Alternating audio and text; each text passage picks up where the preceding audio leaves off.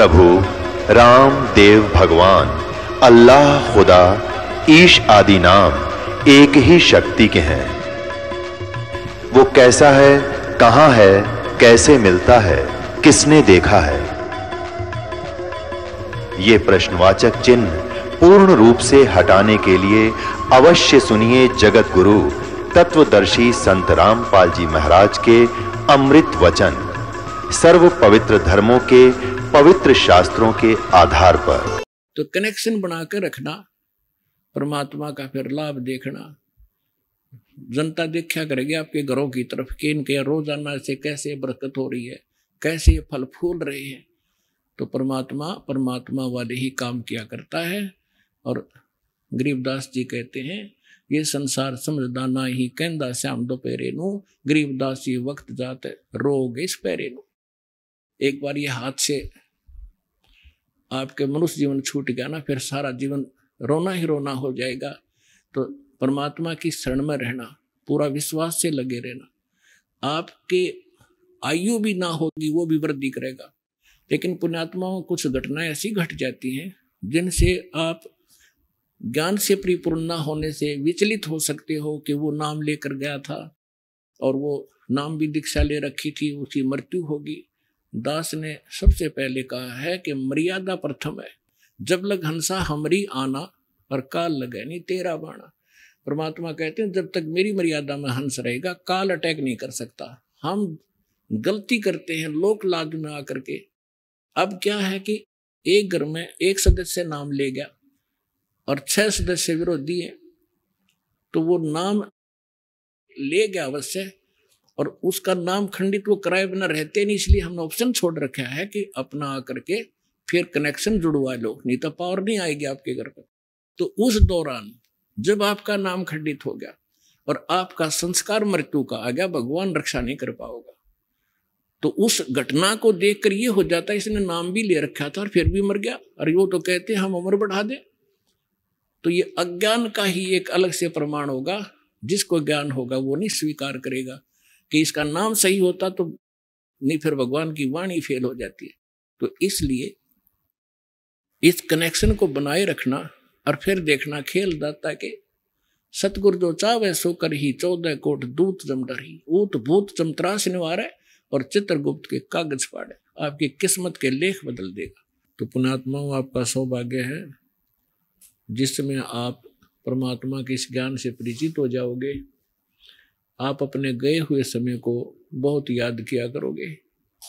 आपको वो समय भी याद रहेगा कि किस भक्त ने कब मुझे ये पुस्तक दी थी या सतलोक आश्रम बरवाला के विषय में कोई जानकारी बताई थी।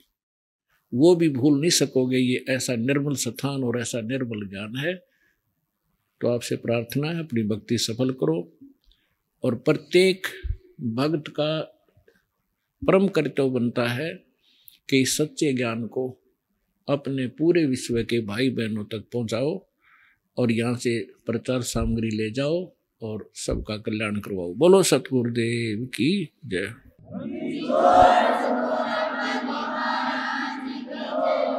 परम पिता परमात्मा पूर्ण ब्रह्म सारी सृष्टि के रचनहार कबीर परमेश्वर जी की असीम रजा से आप सभी पुण्यात्माएं ये सत्संग सुनने के लिए उपस्थित हुए।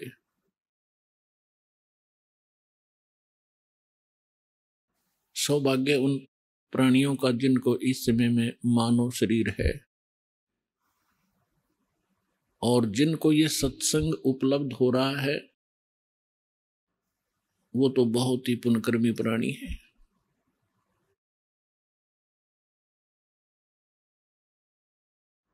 परमात्मा स्वयं आकर के हमें ज्ञान कराते हैं और हमें याद दिलाते हैं, आप जिस लोक में रह रहे हो ये लोक ठीक नहीं।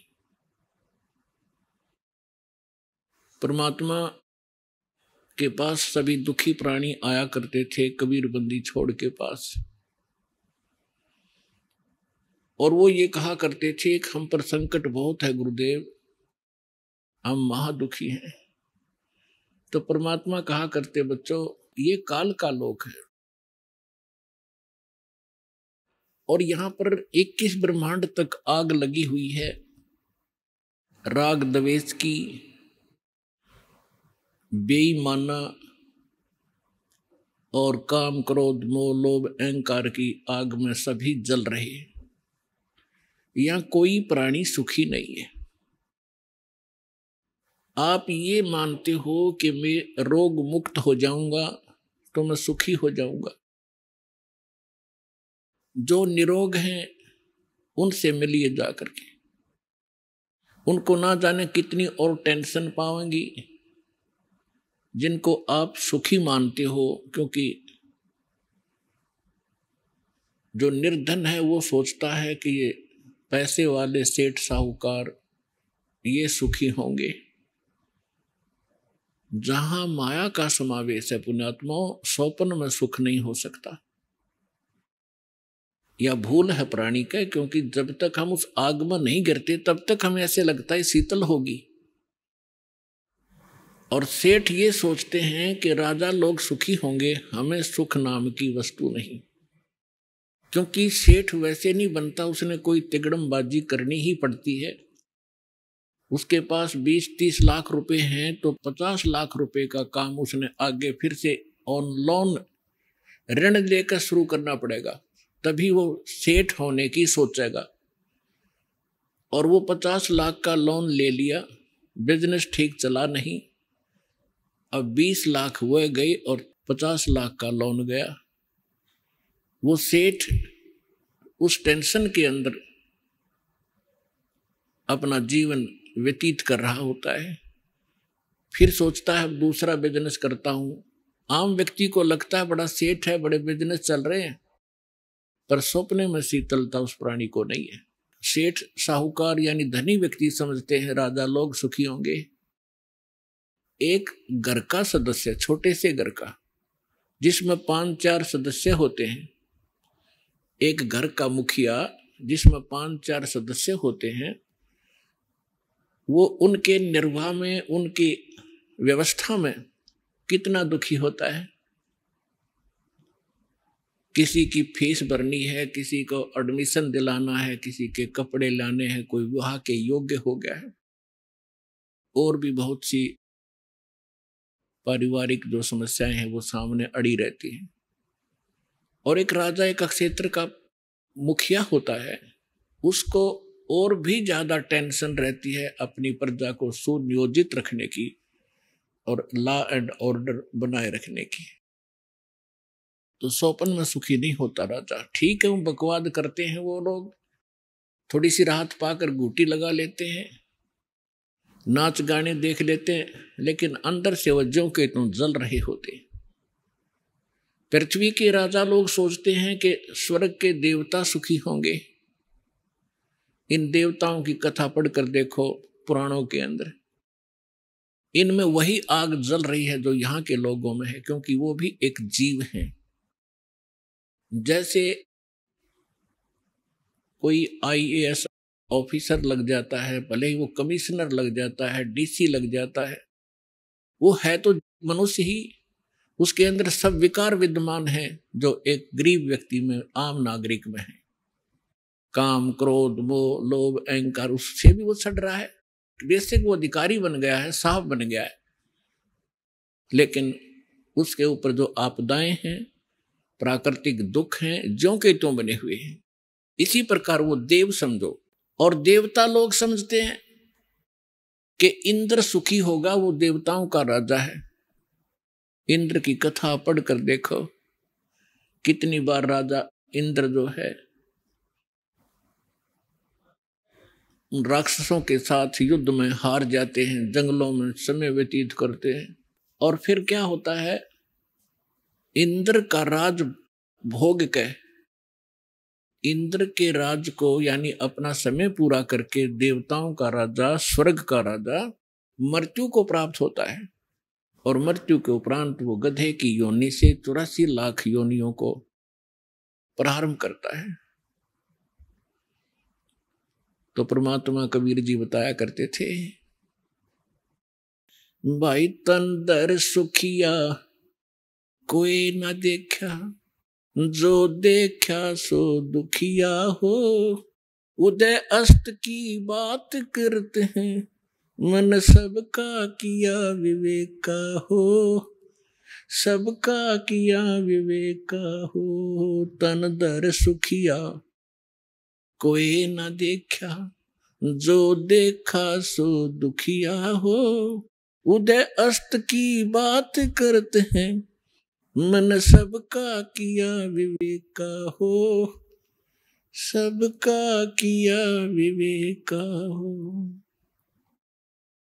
भाई घाटे बाधे सब जग दुखिया, उनके गृहस्थी बैरागी हो। घाटे बाधे सब जग दुखिया, के गृहस्थी बैरागी हो। सुख देव ने दुख के डर से, गर्भ में माया त्यागी हो।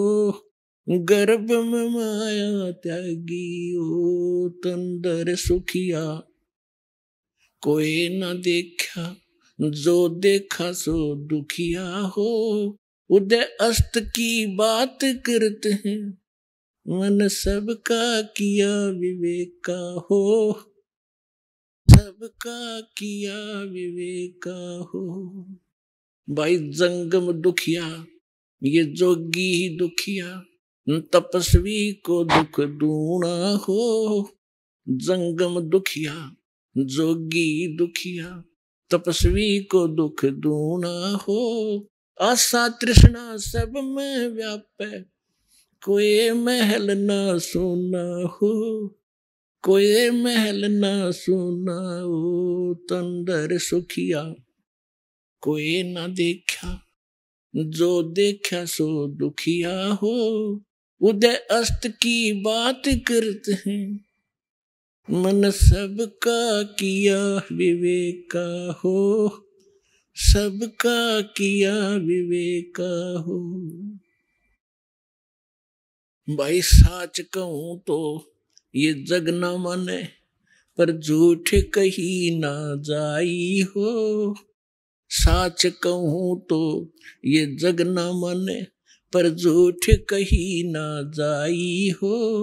ये ब्रह्मा विष्णु शिव जी दुखिया, जिन ये राह चलाई हो। जिन ये राह चलाई हो। तन दर सुखिया कोई न देखा, जो देखा सो दुखिया हो। उदय अस्त की बात करते हैं, मन सबका किया विवेक का हो। सबका किया विवेक का हो। भाई सूरपति दुखिया, भूपति दुखिया, ये रंक दुखी बपरीती हो। सूरपति दुखिया, भूपति दुखिया, रंक दुखी बपरीती हो। कहे कबीर और से भी दुखिया, एक संत सुखी मन जीती हो। संत सुखी मन जीती हो। तंदर सुखिया कोई न देखा, जो देखा सो दुखिया हो। उदय अस्त की बात करते हैं, मन सबका किया विवेक का हो। सबका किया विवेक का हो।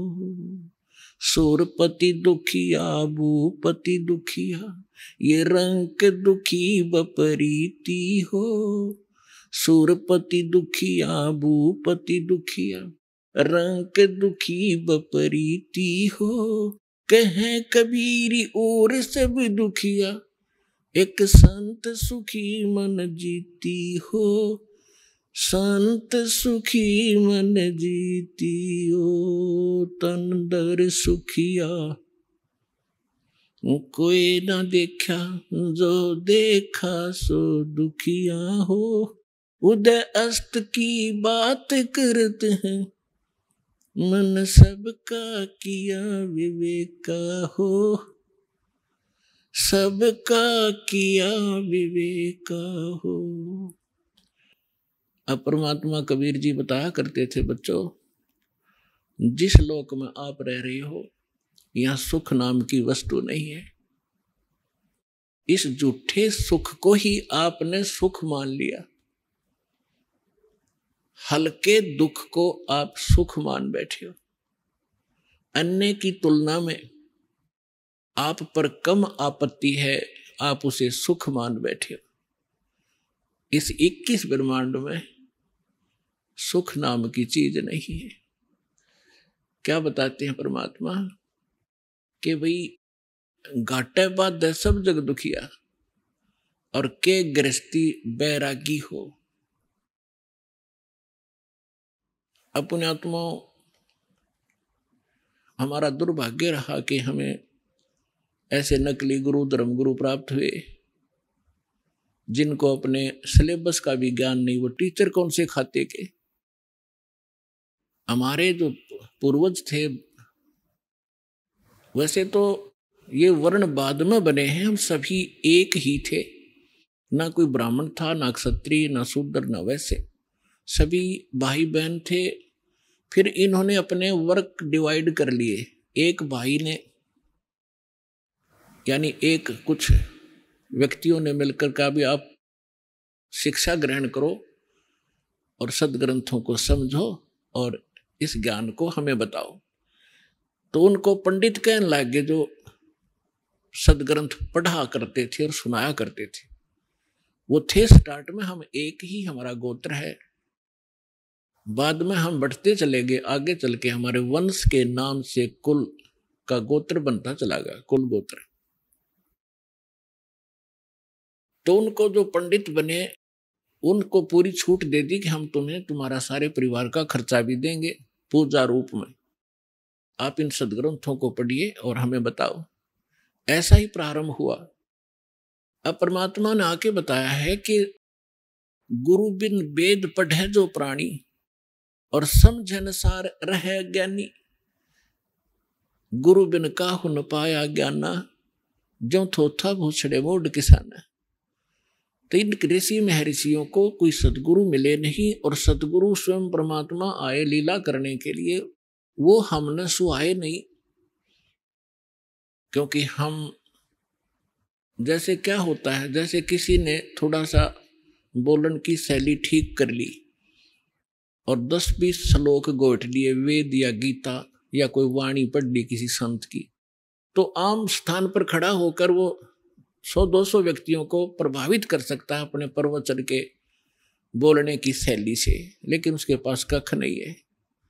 जब तक सदग्रंथों का संपूर्ण ज्ञान ना हो और कंप्लीट वे ऑफ वर्शिप यानी पूर्ण भक्ति विधि ना हो, तो ज्ञान भी एक आने का नहीं।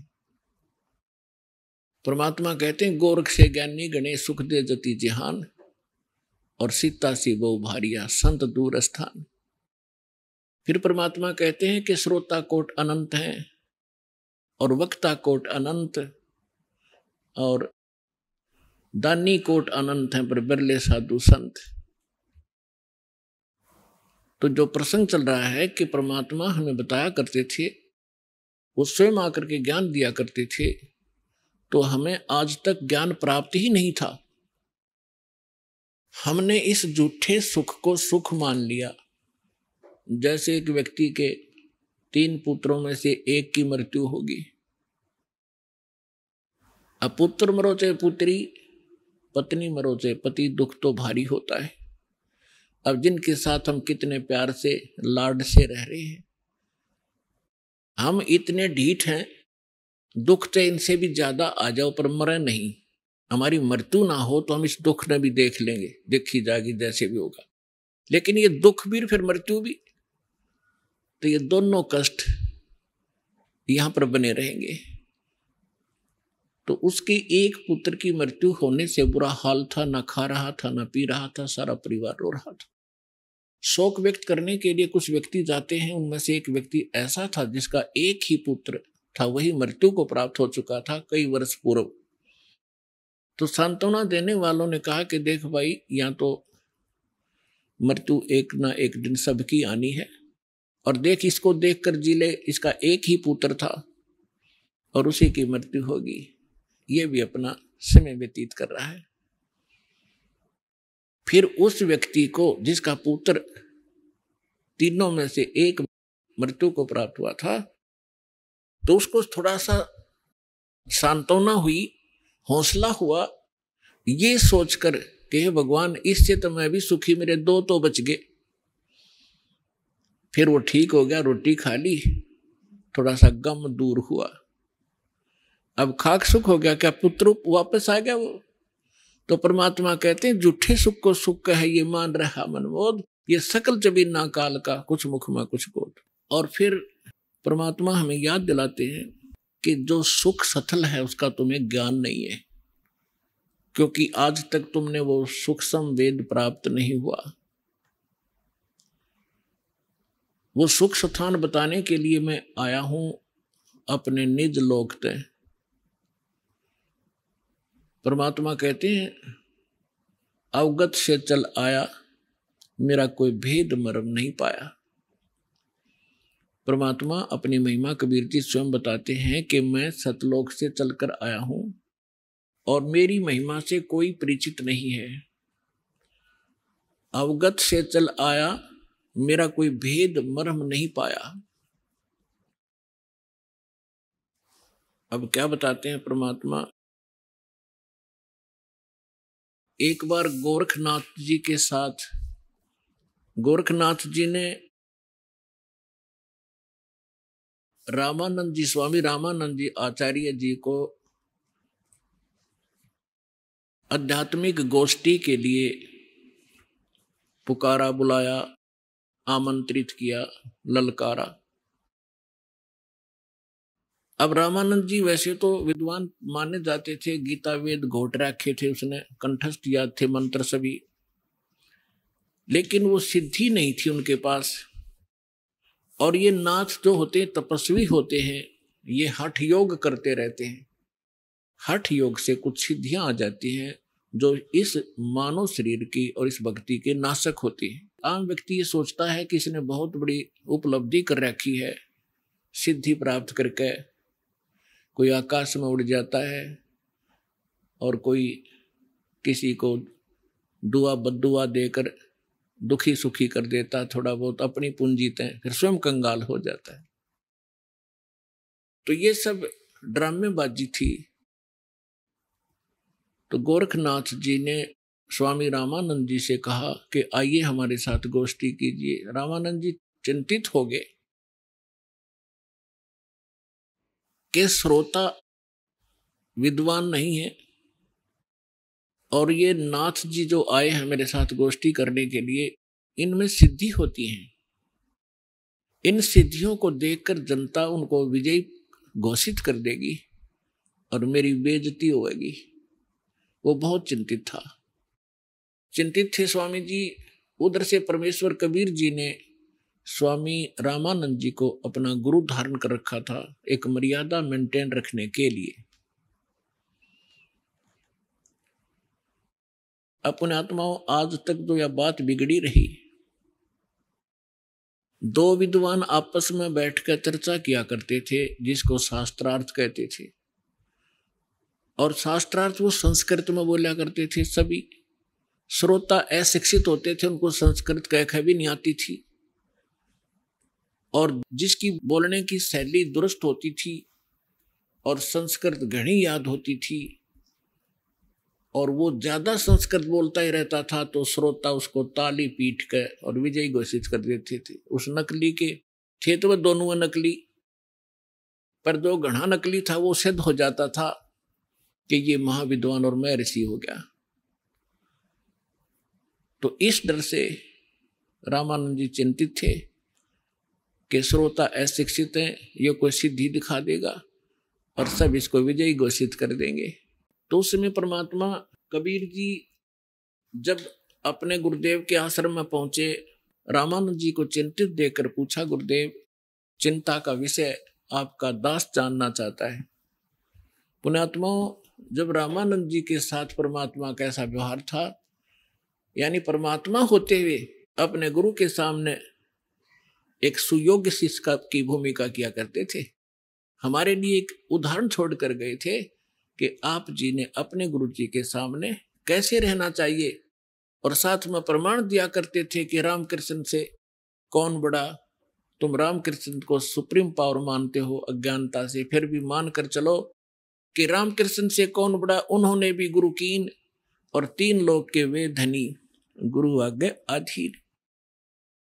तो इस कारण से रामानंद जी ने फिर जब परमात्मा से परिचित हुए, सतलोक सचखंड में मालिक को देखा, तब कहा था तुम साहेब तुम संत हो, तुम सतगुरु तुम हंस, गरीबदास तेरे रूप बिना और न दूजा अंश।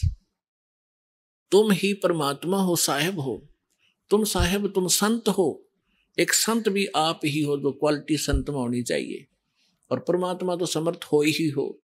तुम साहेब तुम संत हो, तुम सतगुरु, सतगुरु माने जो सच्चा ज्ञान यानी बिल्कुल एक्यूरेट और संपूर्ण अध्यात्म ज्ञान भी आप ही के पास है, किसी के पास नहीं। आप वास्तव में सतगुरु हो, सच्चे सतगुरु हो, सच्चा ज्ञान युक्त हो। और तुम साहेब तुम संत हो, तुम सतगुरु तुम हंस। हंस माने एक नेक आत्मा, एक सुयोग्य शिष्य भी आप ही हो। तो परमात्मा ने कहा क्या आपका दास चिंता का कारण जान सकता है? तब स्वामी जी के साथ बैठे और भी बहुत से ब्राह्मण ऋषि थे।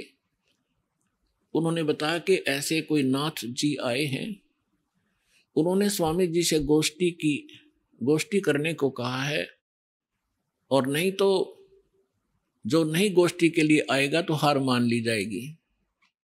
और दूसरी कंडीशन ये रखी है कि जो हार जाएगा वो जीतने वाले का सह अनुयायी शिष्य बनेगा।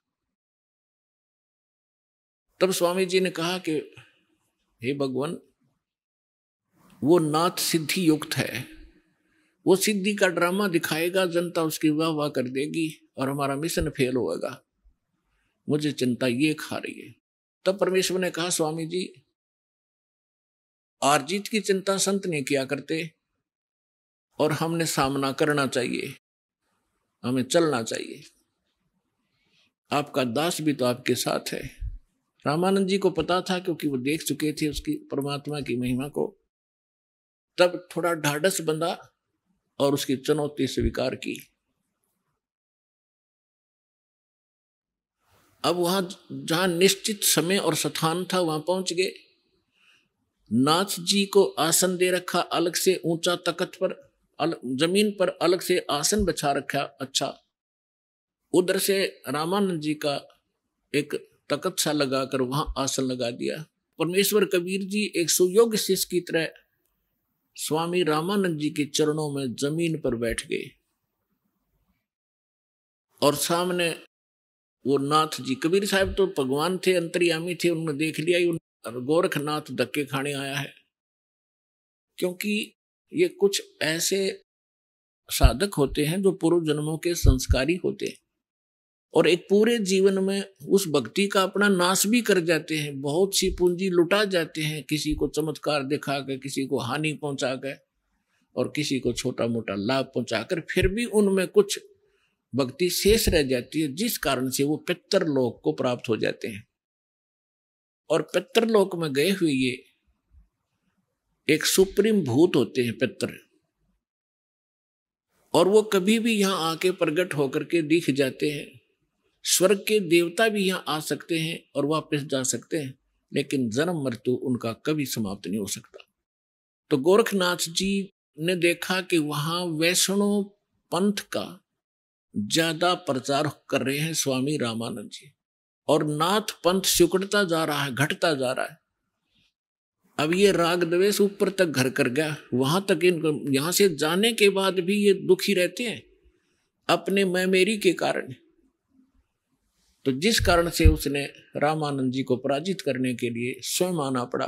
हालांकि गोरखनाथ जी बहुत पहले अपने मानव शरीर का जो एक कर्म था पूरा करके जा चुके थे।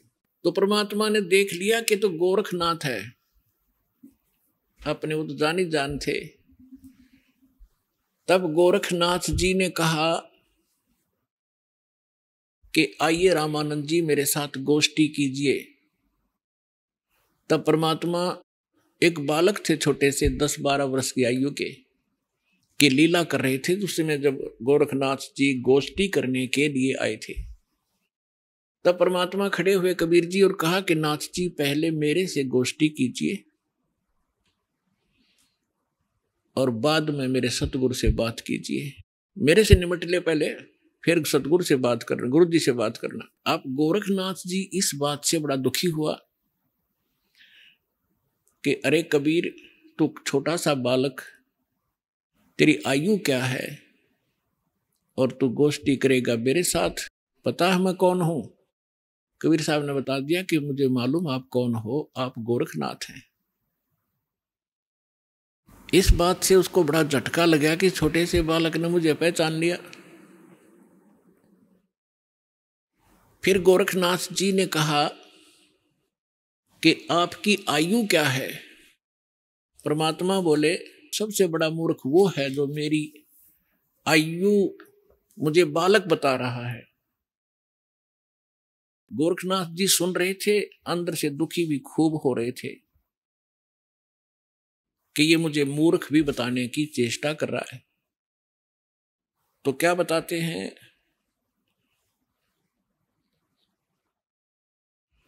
अब परमात्मा की वाणी में लिखा है, वो थोड़ा पढ़ के सुनाता हूं आपको।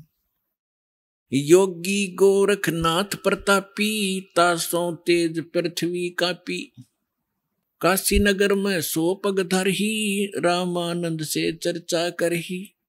चर्चा में गोरख जय पावे, कंठी तोड़े तिलक छुड़वावे। सत्य कबीर शीश जो भयऊ, ये वृंतांत सो सुन लेऊ। गोरखनाथ के डर के मारे, बैरागी नहीं भेख संवारे। तब कबीर आज्ञा अनुसारा, वैष्णो सकल रूप संवारा। सो सुध गोरखनाथ जो पायो, काशी नगर शीघ्र चल आयो। रामानंद को खबर पठाई, चर्चा करो मेरे संग आई। रामानंद की पहली पौड़ी, सत कबीर बैठे तिस ठौरी। तब कबीर आज्ञा अनुसारा, वैष्णो सकल रूप संवारा। कह कबीर सुनो गोरखनाथा, चर्चा करो हमारे साथा। प्रथम चर्चा करो संग मेरे, पीछे मेरे गुरु को टेरे। बालक रूप कबीर निहारी, तब गोरखनाथ अस वचन उचारी। परमात्मा को बालक रूप में देखकर फिर गोरखनाथ जी ने ये वचन बोले, कब के बहे बैरागी कबीर जी, कब के बहे बैरागी। कि तू छोटा सा बालक और कब से तू बैरागी बन गया? क्योंकि ये वैष्णव परंपरा के जो, या नाथ परंपरा के हैं, वैष्णव परंपरा के हैं, या कोई भी एक ग्रुप है इन साधु संतों का, ये अपनी एक पहचान अलग बनाते हैं। जैसे नाथ कई तो कान पड़वा लेते हैं, उनको कनपाड़े नाथ कहते हैं। कई जैसे वैष्णव है वो एक कंठी रखते हैं, एक तुलसी के मनिये की, एक तुलसी के लकड़ी का मन का, और एक धागे में बांध कर लटका कर रखें, जिससे वैष्णव परंपरा से दीक्षित होने की वो प्रतीक होता है। और एक लंबा सा तिलक लगाते हैं, टिक्की लगाते हैं। और जैसे साधु संत एक हाथ में फावड़ी रखते थे, ऐसे बैठकर साधना करते हैं उसके हठ योग के लिए। नीचे एक टी टाइप की एक लकड़ी का डंडा सा होता है, अंग्रेजी के अक्षर टी टाइप। तो परमात्मा रामानंद जी के शिष्य थे।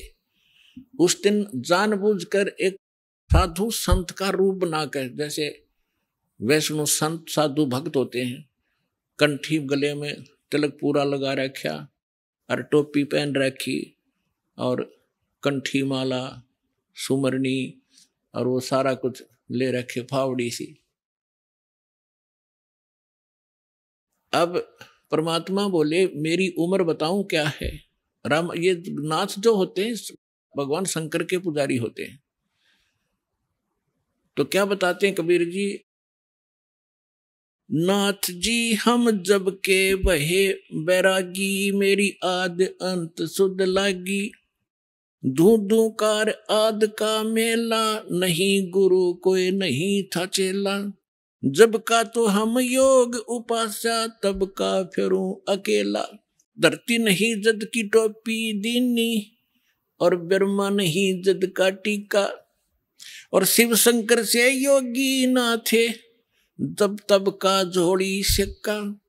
द्वापर की हम करी फावड़ी, त्रेता का हम झंडा, सतयुग मेरी फिरी दुहाई, मैं कलयुग फिरूं नौखंडा। गुरु के वचन साध की संगत, अदर अमर गर पाया, कह कबीर सुनो हो गोरख, हम सबको तत्व लखाया। अब गोरखनाथ जी ने जब ये सुना तेरा शंकर भी ना था तब का मैं हूं, मेरी इस शरीर को देखकर आप मेरी आयु का एस्टिमेट नहीं लगा सकते। तो परमात्मा क्या बताते हैं, जो बूझे सो बावरा, भाई क्या है उम्र हमारी, असंख्य युग पर ले गए हम तब के ब्रह्मचारी, कोटि निरंजन हो गए ये परलोक सिधारी, हम तो सदा महबूब हैं स्वयं ब्रह्मचारी। अरबों तो ब्रह्मा गए तेरे 49 करोड़ कन्हैया, और 7 कोट तेरे शंभू मर गए मेरी एक नहीं पलैया। हाय हाय। अब क्या बता रहे हैं परमात्मा कि ये ज्योत निरंजन जो ब्रह्मा विष्णु महेश का पिता, जिसको गीता अध्याय नंबर 15 के श्लोक नंबर 16 में सरपुरुष कहा है, सरपुरुष अक्षर पुरुष 2 पुरुष बताएं, तो ये 21 ब्रह्मांड का स्वामी ये ज्योत निरंजन है, ये काल है, ब्रह्मा विष्णु महेश का पिता है। तो परमात्मा कहते हैं करोड़ों तक ये निरंजन मर गए, इसके भी करोड़ों जन्म हो लिए, और फिर कहते हैं अरबों तो ब्रह्मा गए, और 49 करोड़ कन्हैया, और 7 करोड़ तेरे शिव शंकर मर गए मेरी एक नहीं पलैया। अपने आत्माओं इस एक एक शब्द परमात्मा का बहुत गूढ़ रहस्य रखता है। जैसे ब्रह्मा जी की 100 वर्ष की आयु है, उसकी आयु कैसे बनती है, 100 वर्ष कैसे बनते हैं, जैसे सतयुग त्रेता द्वापर कलयुग 4 युग का एक चतुर्युग होता है, इसमें 43,20,000 कुल वर्ष होते हैं अपने मनुष्यों के वर्ष, और ऐसे ऐसे 1000 चतुर्युग का ब्रह्मा जी का दिन, इतनी ही रात्रि, फिर 30 दिन रात का 1 महीना और 12 महीने का वर्ष, ऐसे बने हुए, और फिर 100 वर्ष की आयु ब्रह्मा जी की। ब्रह्मा जी की से 7 गुना विष्णु जी की आयु अधिक है, और विष्णु जी से 7 गुना शंकर भगवान की। तो यहां परमात्मा क्या बता रहे हैं, अरबों तो ब्रह्मा गए 49 करोड़ कन्हैया तेरे विष्णु जी, और 7 करोड़ तेरे शंभू मर गए मेरी एक नहीं पलैया। मेरे जीवन की एक पल भी नहीं घटी, अर्थात परमात्मा अविनाशी हैं, और ये बता रहे हैं कि तेरे ब्रह्मा विष्णु महेश भी नाशवान है। इस बात से नाथ जी दुखी हो गए कि ये हमारे भगवानों को अजरो अमर है, ये तो इनको नाशवान बता रहे हैं। तो परमात्मा कहते हैं एक ना भूला दो ना भूली, भूली सब संसारी, सबका बोल पट दिया मेरे साथ 2 भाई, मन सब जग भूला पाया। इसी भूल में ब्रह्मा भूला जिन ये वेद सरसाया, और वेद पढ़ के पंडित भूले मर्म भेद नहीं पाया। इसी भूल में विष्णु भूला जिन वैष्णव पंथ चलाया, और वैष्णव पंथ चलाया। इसी भूल में शिव शंकर भूले जिन भिक्षुक पंथ चलाया, और सिर पर जटा हाथ में खप्पर घर घर अलग लगाया। मेरे साथ 2 भाई मैंने सब जग भूला पाया। इसी भूल में विष्णु भूले जिन वैष्णव पंथ चलाया, और तीर्थ व्रत का बड़ा महात्म बहुविध जीव फंसाया। तो यहां गोरखनाथ जी को परमात्मा बता रहे हैं कि अरबों तो ब्रह्मा गए ये 49 करोड़ कन्हैया, 7 करोड़ तेरे शंभू मर गए मेरी एक नहीं पलैया। कोटिन नारद हो गए ये मोहम्मद से चारी, देवताओं की गिनती नहीं क्या सृष्टि बिचारी। नहीं बूढ़ा कहते ना मैं बूढ़ा ना बालक, और ना कोई बाट भिखारी। ना बूढ़ा ना ही बालक, ना कोई बाट भिखारी। कह कबीर सुनो हो गोरख, ये सुन ले उम्र हमारी। मैं ना बालक हूं, ना मैं वृद्ध हूं, ना कोई बाट भिखारी हूं, और ये मेरी महिमा तेरे को मैंने बता दी, मैं ये हूं। अब गोरखनाथ जी को बड़ा दुख हुआ, इज्जत का नाश हो गया कि छोटा सा बालक और इतना बड़बड़ बोल रहा है। इनके पास एक हल्दी की गांठ थी, उसके पास सिद्धि की। गोरखनाथ जी ने अपने आसन के साथ में त्रिशूल गाड़ रखा था, एक ऊपर तीन एरो से होते हैं, और नीचे से वो एक पाइप सी, नीचे फिर एक नुकीला सा सिरा होता, उसको जमीन में गाड़ के आसन के साथ रखा हुआ था। 6-7 फुट ऊंचा त्रिशूल। गोरखनाथ जी ने कहा कि यदि तू मेरे साथ वार्ता करना चाहता है कबीर जी, तो आइए मेरे समान आसन में आ जाइए। नाथ जी वहां से उठे जमीन से, ऐसे आसन पद्म लगाकर बैठे थे। आसन पद्म लगाए लगाए ऊपर उठ गए और त्रिशूल के ऊपर जाकर विराजमान हो गए। ये देखिएगा, ये त्रिशूल पर बैठे हैं। फिर परमात्मा ने क्या लीला की कि कबीर जी ने कहा कि गोरखनाथ जी, आपकी और हमारी बात ज्ञान चर्चा की थी, गोष्ठीकरण की थी। ये बाजीगर वाला काम हम नहीं जानते, और ना ये पसंद, ना ये दातम मार्ग में इसकी कोई वैल्यू है। आप नीचे बैठ के और चर्चा करता कि जनता को पता चले सच्चाई का। तो गोरखनाथ जी कहते हैं तुम्हारे पास कोई है तो आइए मेरे समान बैठकर चर्चा कीजिए, नहीं तो हार स्वीकार कर लीजिए। अब उनके पास तो एक दाव था यो। तो परमात्मा बोले अच्छा ठीक है। कबीर साहब बचपन से ही जुलाहे का काम करने लगे थे, और जेब में एक चरखे के ऊपर ये माताएं कात्या करती थी। एक रील बन जाया करती, इतनी मोटी कच्चे धागे की, 100-150 फुट लंबा तार होता था उसका। उसी से सूट कपड़ा बनाया करते थे भगवान। वह कुकड़ी बोल रहे, हमारे देश से हरियाणा के अंदर कुकड़ी बोल रहे हैं, उसने कच्चे धागे वाली कुकड़ी। वह कुकड़ी निकाली जेब मत, वह रील धागे की, और एक सिरा पकड़ लिया और उसको ऐसे छटक दिया परमात्मा ने। वो धागा सीधा खड़ा होगा, स्ट्रेट परपेंडिकुलर, 150 फुट उसका अंतिम सिरा आकाश में, 150 फुट पर। परमात्मा वहां से उठे और उस धागे के अंतिम सिरे पर जाकर बैठ के 150 फुट ऊपर। अब गोरखनाथ जी से कहा कि नाथ जी आइए, राजा मेरे बराबर में बैठकर चर्चा कराएंगे, यहां आ जाइए। अपने आत्माओं, ऐसी बात नहीं थी कि गोरखनाथ जी आकाश में और ऊपर नहीं जा सकते थे, वो तो और ऊपर भी जाते थे, उस पितरलोक में भी चले जाते थे, लेकिन समर्थ के सामने सिद्धियां समाप्त हो जाती हैं। आइए अब हम उन श्रद्धालुओं के अनुभव जानते हैं जो जगत गुरु तत्वदर्शी संत रामपाल जी महाराज जी से दीक्षा प्राप्त कर चुके हैं तथा उनके द्वारा बताए गए भक्ति मार्ग पर चल रहे हैं। जी नमस्कार। नमस्कार सर। क्या नाम है जी आपका? सर मेरा नाम करुणानंद शुक्ला है। कहाँ से आए हैं आप? सर वैसे तो मैं जिला सुल्तानपुर क्षेत्र अमेठी का रहने वाला हूँ, लेकिन मैं वर्तमान में गाजियाबाद में रहता हूँ। सर क्या करते हैं आप? सर पहले तो मैं सर्विस करता था, लेकिन अब संत रामपाल महाराज की दया से एक छोटी सी दुकान है और मालिक ने दया की है, वो दुकानदारी करता हूँ, सुनार की दुकान है। संत रामपाल जी महाराज से नाम दीक्षा लेने से पहले आप क्या भक्ति साधनाएं करते थे? सर संत रामपाल महाराज से नाम दीक्षा लेने से पहले मैं माता दुर्गा का पुजारी था, शिव जी का पूजा करता था, हनुमान की पूजा करता था, लेकिन बेसिकली मैं माता दुर्गा का ही पुजारी था। और मैं जो है उनका अष्टमी को व्रत रहता था और उनकी जो है ये दुर्गा सप्तशती का पाठ करता था। घी खाता नहीं था, लेकिन घी की ज्योत हमेशा जलाता था। तो ऐसे जो है कभी हरिद्वार जाना, गंगा के स्नान करना, तो जहाँ पे जिसने जो बता दिया हम उसके साथ हो लेते थे कि चलो वहाँ चलेंगे तो हमें यहाँ लाभ मिलेगा।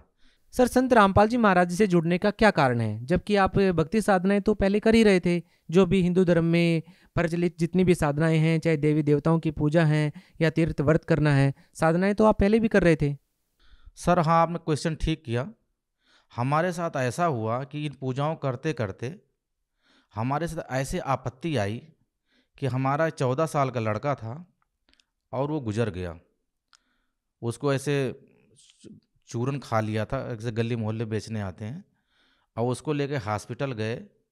वहाँ डॉक्टरों को बताया, उन्होंने वाश किया ग्लूकोज डाल के, लेकिन वो उसका बीपी लो होता चला गया और वो 4 बजे सुबह के टाइम ख़त्म हो गया। 1 हफ्ता भी नहीं बीता कि हमारे दूसरे बेटे के साथ वही प्रक्रिया गुजरी। बड़ी मुश्किल से उसको जीवन दान मिला। हम इतने पीड़ित थे कि हमें कहीं कोई सहारा नहीं मिल रहा था। हमारी पत्नी उसके डिप्रेशन से एक पागल जैसी हो गई, इलाज नहीं मिल रहा था। पता चली कि भूत प्रेत का साया है। हमारे ससुराल वालों ने कहा कि हमारे यहाँ बहुत झाड़ फूक वाले हैं, वहाँ ले जाएंगे और दिखाएंगे, ठीक हो जाएगी। बताते सब थे लेकिन कोई निराकरण नहीं हो रहा था। तो 2009 जुलाई की बात है, एक नवभारत टाइम्स में आर्टिकल निकला कि पूर्ण सूर्ण ग्रहण लग रहा है। उस पूर्ण सूर्ण ग्रहण में जो भी कुरुक्षेत्र में भीष्म पितामह के सरोवर में नहा लेता है तो उसको पितृदोष है, भूत प्रेत बाधा है, वो सब दूर हो जाती है। जब उसको पढ़ा तो हमें लगा कि हम भी चले जाएं, हमारा भी दुख दूर हो जाए। और जब मैं वहाँ पहुँचता हूँ तो सुबह 5 बजे के टाइम मैं अपनी पत्नी को फ़ोन करता हूँ, तो पत्नी बताती है कि सौरभ, मेरा बड़ा लड़का जो अब बड़ा है, उसके आँख में क्रिकेट बॉल लग गई और रेटिना के 4 टुकड़े हो गए। जब वो सुना तो मेरे पैरों की तरह से लगता ज़मीन ही खिसक गई। मैंने इनको कहा कोई बात नहीं, बहुत झाड़ फूक हो गया, सब कुछ हो गया, आप एक काम करो, इनको लेके दिल्ली चले आओ, जो हमारी किस्मत में होगा होगा, इनका हम इलाज यहीं कराएं, क्योंकि वहाँ से डॉक्टरों ने रेफ़र कर दिया था लखनऊ के लिए। सर, आपका कहना है कि आप जो भक्ति साधनाएं पहले कर रहे थे देवी देवताओं की, उन साधनाओं के करने से कोई लाभ नहीं मिला, जबकि आपके बेटे की मृत्यु हो गई, एक बेटे की आँख जो है उसकी रेटिना टूट गई, उसके 4 टुकड़े हो गए, इतनी सारी समस्याएं आपके जीवन में चल रही थी, तो इन सभी समस्याओं का निवारण कैसे हुआ? हम जब मन मार के गए, भीष्म पितामह सरोवर में नहाए, तो परमात्मा की दृष्टि होगी हमारे ऊपर। प्रार्थना हम कर रहे थे, नाक रगड़ रहे थे कि मालिक हमारा कल्याण करो, हम बहुत दुखी हैं। तो संत रामपाल महाराज के अनुयायी, बड़े बूढ़े बुजुर्ग बच्चे, ऐसे जो है किताब लिए खड़े हुए थे। पुस्तक का नाम था भक्ति सौदागर का संदेश। जब मुझे वो बुक मिली और मैं बुक पढ़ा, क्योंकि मैं दुर्गा सप्तशती पढ़ता था, तो उसमें लिखा हुआ था कि ये माता दुर्गा जो है उन्हीं के 3 पुत्र हैं, ब्रह्मा विष्णु महेश। तो उसमें जितना भी उस भक्ति सौदागर में लिखा हुआ था तो बातें मुझे समझ में आती चली गई। तो उसमें 1-2 भक्तों के नंबर लिखे हुए थे, फ़ोन नंबर। तो हम जो है फिर वहाँ से एड्रेस लिए संत रामपाल महाराज के आश्रम का, बरवाला का, और वहाँ गए और नाम दीक्षा लिया। सर, जैसा कि आपने बताया कि आपके जीवन में बहुत सारे कष्ट थे, बहुत दुख थे आपके जीवन में, तो क्या संत रामपाल जी महाराज से नाम दीक्षा लेने के बाद आपके जो दुख थे वो दूर हो गए? हाँ सर, मैं यही बता रहा हूँ कि संत रामपाल महाराज से नाम दीक्षा लेने के बाद धीरे धीरे करके मुझे जो है 4 महीने में सतनाम मिलता है। सतनाम लेते ही हमारे जो है सारे दुखों का निवारण हो गया। मेरे बच्चे के जो आँख में क्रिकेट बॉल लगी थी और रेटिना के 4 टुकड़े हो गए थे, डॉक्टरों ने कहा था इसके अंदर कुछ नहीं है। लेकिन जब संत रामपाल महाराज से नाम दीक्षा लिया और संत रामपाल महाराज ने वहाँ पे बच्चे को आशीर्वाद दिया और हमें कहा बेटा अब जाके इसको हॉस्पिटल दिखाना। आश्रम से जब हम वापस आए और गुरु नानक, दिल्ली में हॉस्पिटल गुरु नानक आँखों का, वहाँ पे लेके गए तो डॉक्टरों ने फिर रिस्पॉन्स दिया, देखना चालू किया, महीने तक जांच हुई, फिर डॉक्टरों ने रिस्पॉन्स दिया। वो तो डॉक्टर के कहने की बात है, बाकी संत रामपाल महाराज के आशीर्वाद से ठीक हुआ है। उनकी कृपा से उस आँख में बहुत रोशनी है और वह बिल्कुल स्वस्थ है। और एक दफ़ा उसके साथ एक छोटी सी और हुआ, उसके पैर में जो है गांठ में सूजन सी आ गई, पानी भर गया, और हम उसका इलाज करा रहे थे इधर उधर। तो हमारी जहाँ दुकान है वहाँ पे एक दुकान सामने लड़के की है, तो हमारे हमारे गुरु संत रामपाल महाराज के बहुत विरोधी है। वो जो भी आए कहे ये देखो इनके गुरु हैं जेल में है, वो बहुत हमें तंग करे। अब हम लड़के को लेकर इलाज के लिए इधर उधर आ गए। एक दिन वो कह रहा एक दूसरे व्यक्ति से, अरे मैंने सुना है कि इनके गुरु संत रामपाल महाराज के यहाँ जाने पे कैंसर तक की बीमारी सही हो जाती है, आइए इधर उधर नाच रहे हैं। वो मेरे पास आया बंदा, वो कह रहा है कि राजन ऐसे कह रहा है। तो मैंने कहा हाँ तेरी की, राजन तो सही कह रहा है, गलत कहाँ कह रहा है। फिर मैंने अपनी भगवती का मैंने कहा गुरुजी पे यहाँ फ़ोन मिलाओ और प्रार्थना लगाओ। गुरुजी पे यहाँ प्रार्थना लगाई। गुरु हमारे संत रामपाल महाराज, वहाँ से प्रार्थना लगाई। अगले दिन गुरुजी का आदेश आया संत रामपाल महाराज के यहाँ से कि ये संकल्प करो, जोत संकल्प करो और लड़का ठीक हो जाएगा। बस जो संकल्प किया और परमात्मा का दंडवत प्रणाम किया संत रामपाल महाराज के चरणों में, और लड़के का पैर ऐसे सही हो गया जैसे कुछ हुआ ही नहीं था। तो ऐसे तो भगत जी सर परमात्मा तो नित कुछ न कुछ लाभ देते ही रहते हैं। परमात्मा संत रामपाल महाराज के लिए मैं कह रहा हूँ, हमारे गुरु हैं, हमारे वो लिए परमात्मा है। एक दफ़ा सर मैं घटना बताऊँ आपको, मैं जो है बाइक से आ रहा था और मेरा जो है भैंसे से एक्सीडेंट हुआ है। अपने यहाँ आपके यहाँ यूपी में इधर तो कहते हैं उसको कटरा कहते हैं, और वहाँ पे हरियाणा में झोटा कहते हैं, हमारे यहाँ भैंसा कहते हैं। और वो रोड किनारे खड़ा था, 55-60 की स्पीड हमारी बाइक चल रही थी। तो मैंने कहा खड़ा ही तो है क्या करेगा, लेकिन जब हम उसके नज़दीक आए 100-150 मीटर तो वो रोड को क्रॉस करने लगा। अब मैंने कहा उधर से एक कार भी आ रही, मैंने कहा आप तो बचेंगे नहीं। मेरा ये घुटना हाथ का लगा उसके भैंसे के उसमें गर्दन में, और वो इतना विशाल भैंसा तक पीछे बैक हो गया।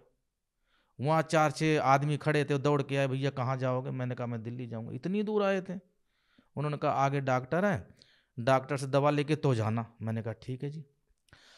अब हमारे यहाँ जिस शोरूम पे मैं नौकरी करता था, उस दिन संडे के दिन तक किट्टी थी, किट्टी पार्टी होती है। हम वहाँ पहुँचे जी, उसमें व्यस्त हो गए क्योंकि मेन हम कार्यकर्ता थे नौकर के तौर पे। तो वहाँ हम व्यस्त हो गए। शाम को जब मुझे छुट्टी मिली तो ये कोई 8 साल पहले की बात है। मैं आपको बताऊं कि मैं ब्राह्मण जाति से बिलोंग करता हूं। तो हमारे बहनोई जो है वो एक दिन आए थे 7-8 साल पहले, तो पत्रा पंचांग लेके आए थे। तो उन्होंने देखा तो उन्होंने कहा कि आप जो है 40 वर्ष किसी सूरत में क्रॉस नहीं कर सकते, आपको मौत होगी। हमारी पत्नी कहने लगी कि जीजा आप कैसे कह रहे हो। तो उन्होंने कहा मैं ऐसे कह रहा हूँ जो इनका लिखा हुआ है। तो उन्होंने कहा मैं शिव के व्रत रहूँगी, ये करूँगी वो करूँगी। उन्होंने कहा आप कुछ भी कर लो, इनकी आयु इससे ऊपर है नहीं। अच्छा जी। अब जब उस दिन हमारे साथ ये घटना घटी और जब शाम को हम छुट्टी 9 बजे मिली और हम गए हाथ मुंह धोने, और वहाँ मुझे ऐसे पूरी सीन हमारे चेहरे के सामने नजर आई कि आज तो यमराज स्वयं आए थे मुझे लेने और मैं बच गया। आज तो मेरी अर्थी आनी थी और मैं स्वयं चला आया। मैं बैठ के सर रोया वहाँ पे और रोया। फिर उसके बाद नॉर्मल जब हुआ तो हाथ मुंह धोया, घर आया तो मैंने इनको बताया अपनी पत्नी को। तो हमारी पत्नी ने कहा कि जो होना तो पहले हो गया, अब हम समर्थ की शरण में हैं। हमारे गुरु पूरे गुरु हैं संत रामपाल महाराज, अब हमारे साथ हादसा ऐसा हो नहीं सकता। तो मैंने कहा हाँ तुम सही कह रही हो, अगर आज गुरुदेव की हमारी कृपा न होती तो हमारी अर्थी आती, ये तो हम चले आए। तो ऐसे सर अनेकों लाभ मिलते रहते हैं जब से हम गुरुदेव की शरण में आए। संत रामपाल महाराज नित नया चमत्कार करते हैं हमारे साथ, और इनको तो हमारी पत्नी बताती हैं। अभी 2 दिन पहले भी गुरुदेव इनको दर्शन दिए, ये रोने लगी तो गुरुजी ने इनके सर पे हाथ रखा कि बेटी क्यों रो रही हो। तो मालिक तो हमेशा इनको तो दर्शन देते रहते हैं। छोटा बेटा बीमार था, उसको भी बहुत असहनीय दर्द हो रहा, तो मैं उसको यही करा कि बेटा जो है गुरुजी की शरण में हो, आपने जो भी गुरुजी ने आपको मंत्र दिया आपको तो सतनाम मिल चुका है, और उसका सुमिरन करो हैं। आज जब उन्होंने गुरुजी को याद किया तो गुरुजी आके उनको दर्शन दिए और थोड़ी देर बाद ही वो स्वस्थ हो गए। तो ऐसे अनेकों लाभ हैं भगत जी, लाभ तो गिनवाने बैठेंगे तो दिन बीत जाएगा। लाभ। सर हम आपसे ये जानना चाहेंगे कि पहले आप कोई नशा करते थे? हाँ सर, अब आपसे क्या छुपाऊं, नशा तो मैं करता था। तम्बाकू खाता था, गुटखा खा लेता था, सिगरेट भी पी लेता था, और मैं आपसे क्या बताऊं, बताने में शर्म लगती है, भांग खाता था। शाम को 7:30 बजते थे और मैं भांग खा लेता था, और 2-2.5 घंटे तो मैं भांग की नशे में ड्यूटी करता था, और उसके बाद वहाँ से घर आता था। और भगत जी ऐप तो था, कहीं कॉलोनी में कोई मिल गया गांजा पीता था, गांजा पी लेता था। क्या आप अभी भी नशा करते हैं? नहीं, हमारे संत रामपाल महाराज की इतनी दया हुई, हाँ मैं बताना चाहूँगा आपको, उस भांग को मैं छोड़ना चाहता था, 1-2 दिन नहीं छोड़ देता था तो बच्चे, हमारी पत्नी तो सो जाती थी, लेकिन मैं सारी सारी रात जागता था, मुझे नींद ही नहीं आती थी, मुझे लैट्रिन नहीं होती थी, पूरा पेट जाम हो जाता था। लेकिन जब से संत रामपाल महाराज की शरण में आया हूँ, हमें ध्यान ही नहीं था कि मैं कभी नशा भी करता था। नशा तो ऐसे छूट गया जैसे हमें लगा हम कभी नशा करते ही नहीं थे। सर एक व्यक्ति के जीवन में इतना परिवर्तन कैसे आ जाता है कि वो किसी संत से जुड़ता है और वो अपना नशा छोड़ देता है? आखिर संत रामपाल जी महाराज से नाम दीक्षा लेने के बाद व्यक्ति नशा कैसे छोड़ पा रहा है? सर संत रामपाल महाराज जो हमें नाम दीक्षा देते हैं ना, वो शास्त्रों पे आधारित हैं, और जो सतमंत्र हैं उन सतमंत्रों में इतनी ताकत है कि व्यक्ति के अंदर दुर्गुण तो दूर भाग जाते हैं और सद्गुण समाहित होने लगते हैं। ये संत रामपाल महाराज जो नाम दीक्षा देते हैं उन सतमंत्रों का ही कमाल है। सर ऐसे बहुत सारे लोग हैं जो वास्तव में नशा छोड़ना चाहते हैं, तो क्या वो लोग उम्मीद कर सकते हैं कि संत रामपाल जी महाराज जी से नाम दीक्षा लेने के बाद वो नशा छोड़ पाएंगे? सर बिल्कुल छोड़ पाएंगे। संत रामपाल महाराज की शरण में आएं और उनसे नाम दीक्षा लें। देखो, नाम दीक्षा देने का अधिकारी होता है। अब पासपोर्ट सब बना दे उससे नहीं चलेगा, लेकिन जो एथोराइज है उसी के सिग्नेचर चलेंगे। अब संत रामपाल महाराज परमात्मा के अवतार हैं और उनके पास नाम देने का उपदेश देने का अधिकार है। उनसे आकर जो भी नाम दीक्षा लेगा उसमें कोई शक की गुंजाइश ही नहीं है, उसका नशा छूट जाएगा और हर जो मर्यादा में रहकर सद्भक्ति करेगा उसके सारे दुख दूर होंगे। ये संत रामपाल महाराज तो पूर्ण परमात्मा हैं, इनसे नाम दीक्षा लेने पर लाभ ही लाभ मिलेगा। सर आप भगत समाज को क्या संदेश देना चाहते हैं? मैं भगत समाज को संदेश देना चाहता हूँ कि संत रामपाल महाराज की शरण में आओ। जैसे हमारे कष्टों का निवारण हुआ है वैसे ही आपके कष्टों का निवारण होगा। जिसकी नशा नहीं छूट रही है उसकी नशा छूट जाएगी, कोई रोगी है उसका रोग दूर होगा, सारे लाभ मिलेंगे अगर संत रामपाल महाराज की शरण में मर्यादा में रह के भक्ति करोगे तो। सर आपने तो संत रामपाल जी महाराज जी से नाम दीक्षा ले ली है, बहुत सारे लोग हैं ऐसे जो संत रामपाल जी महाराज जी से नाम दीक्षा लेना चाहते हैं, वो संत रामपाल जी महाराज से कैसे जुड़ सकते हैं? सर संत रामपाल महाराज का यूट्यूब पे सत्संग आता है, फेसबुक पे आता है, उस पे आप संत रामपाल महाराज सर्च कीजिए, सत्संग सुने, और वहाँ पे नंबर आते हैं, उन नंबरों पे आप फ़ोन करें, आपको नज़दीकी नाम देन केंद्र का नंबर मिल जाएगा और आप वहाँ जाकर नाम दीक्षा ले सकते हैं। जी बहुत बहुत धन्यवाद। सत साहेब।